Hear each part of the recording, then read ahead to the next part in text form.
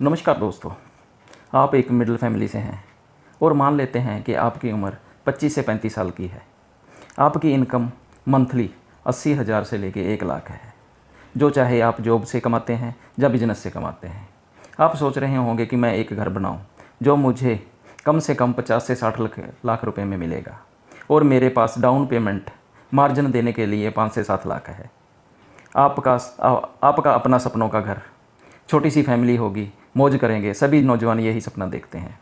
दोस्तों, आपने भी देखा होगा, मगर दोस्तों बैंक में 50 से 60 लाख रुपए का होम लोन लेते हैं तो ये आपको 25 से 30 साल का लेना पड़ेगा और नॉर्मल अगर ब्याज देखें तो 8 से 9% सालाना लगेगा। तब कि आपको मंथली ईएमआई मंथली किस्त 40 से 50 हज़ार देनी होगी। आपको दोस्तों 25 से 30 साल 40 से 50 हज़ार किस्त भरनी होगी और फिर आपका सपनों का घर अपना आपका होगा। 30 साल तक आपके घर में कितनी बार रेनोवेशन हो चुकी होगी और इसकी कीमत 30 साल बाद हम अंदाज़ा लगा सकते हैं कि 4 से 5 गुना वैल्यू का ज़रूर हुआ होगा। मान लेते हैं आपका 50 लाख का घर अब आपका 2 से 2.5 करोड़ का हो गया होगा। 30 साल दोस्तों, 360 मंथ आपने बैंक को अपनी किस्त चुकाई है 40,000 के हिसाब से। ये आपने 1,45,00,000 बैंक को दे दिया। मार्जिन मनी आपने दी थी 5 लाख रुपया और रेनोवेशन में हम मोटा सा मान लेते हैं कि आपने 30 साल में 20 लाख के करीब तो लगा ही दिया होगा। ये घर आपको दोस्तों अपना सपनों का घर 1 करोड़ और 70 लाख में 1.25 करोड़ के करीब आपको पड़ा है। आपका सपनों का घर दोस्तों आपको 1.25 करोड़ रुपये में पड़ा है। आप सोचते होंगे कि मैंने 15 से 20 हज़ार रुपया महीने का किराया बचा लिया, इनकम टैक्स में रिबेट ले ली तो मुझे ये कम ही पड़ा होगा। फिर भी हम मान लेते हैं, चलो आपका 15 से 20 हज़ार पर महीने के हिसाब से आपका किराया बच गया होगा और रिबेट भी ले ली होगी। 40 से 50 लाख रुपया आप 30 साल में बचा लिया होगा। फिर भी आपको ये घर आपका 1.25 करोड़ में पड़ गया होगा, जिसकी वैल्यू आज मान लेते हैं तो डबल के बराबर 2.5 करोड़ रुपया वैल्यू है। आप फिर सोच रहे होंगे कि मैं इसको पहले चुकता कर दूंगा, मुझे कम ब्याज लगेगा। दोस्तों, आप सोच रहे होंगे, ठीक सोच रहे हैं कि आप जल्दी, मगर जैसे जैसे आपकी उम्र बढ़ती जाएगी, आपकी इनकम बढ़ेगी तो आपके खर्चे भी बढ़ेंगे, आपकी फैमिली बढ़ेगी, उनके एजुकेशन के लिए, उनके और कामों के लिए आपको और पैसा जुटाना पड़ेगा।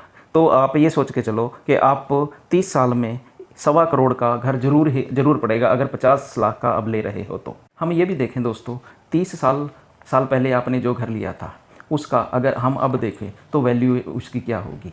क्या आपने उसका डेप्रिसिएशन नहीं डाला होगा? क्या उसकी हालत बहुत बढ़िया होगी? अगर वो पुराने मॉडल का भी बना होगा। इसलिए हम मान के चलते हैं कि आपने बहुत ही बढ़िया मेंटेन करके रखा है, फिर उसकी कीमत 2.5 करोड़ के करीब होगी। अगर उसके डेप्रिसिएशन वगैरह देखें तो और भी कुछ देखें तो उसकी वैल्यू इससे कम हो सकती है दोस्तों।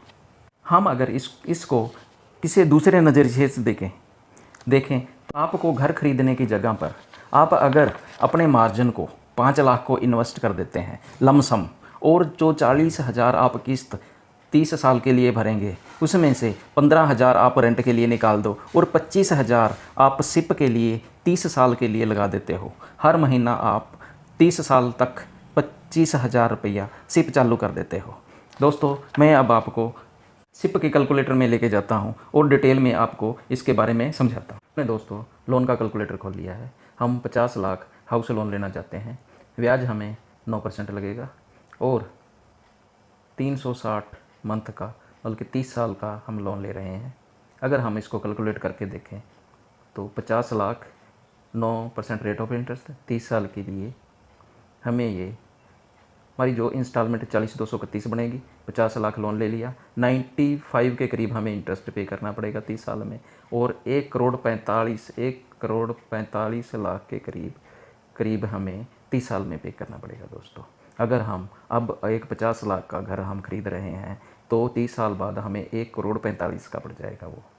अगर हम दोस्तों दूसरी साइड में अगर हम SIP में देखें तो मैं आपको इसका कंपैरिजन दिखाता हूँ।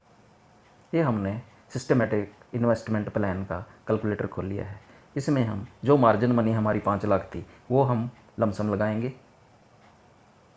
जो हम वहाँ पर 40,231 रुपये इंस्टॉलमेंट दे रहे थे, 15,000 हम सोच लेते हैं कि हम रेंट पे रह रहे हैं उसका दे रहे हैं, 25,000 मंथली हम सिप में लगा रहे हैं।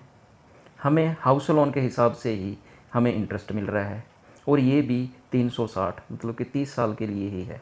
सेम वैसे ही हमने क्या किया, लमसम लगा दिया 5 लाख जो मार्जिन मनी थी, 25,000 हमने उसमें से हमारी इंस्टॉलमेंट से निकाल के इसमें लगा दिए 9% रेट और 30 साल के लिए।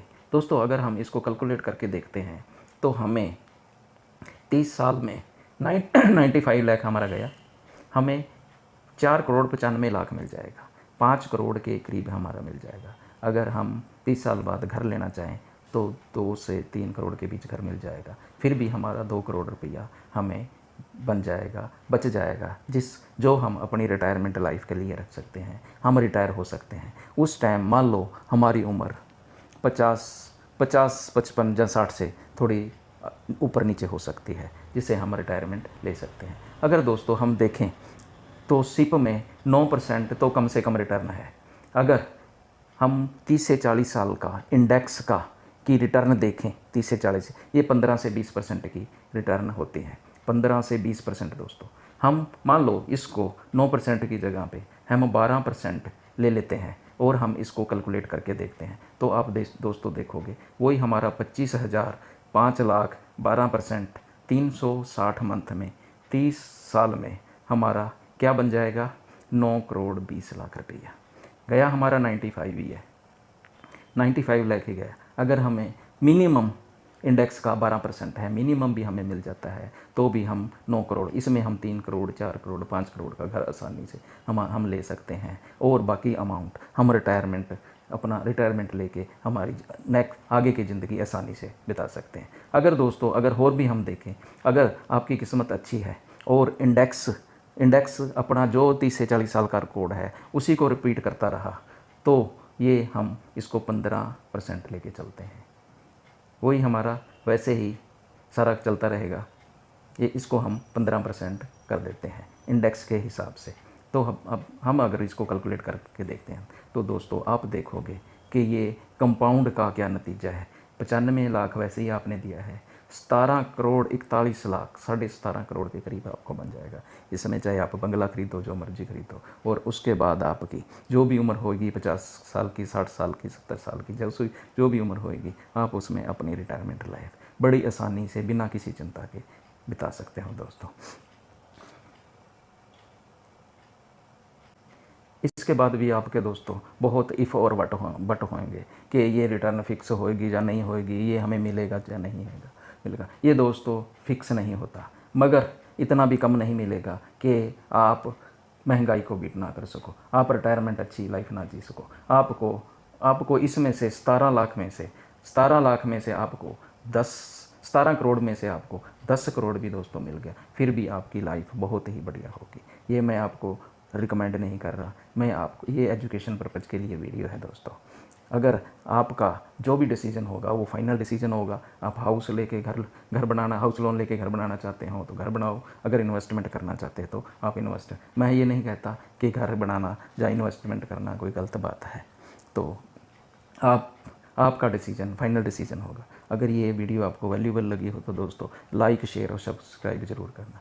थैंक यू दोस्तों, मिलेंगे नेक्स्ट वीडियो में। Thank you.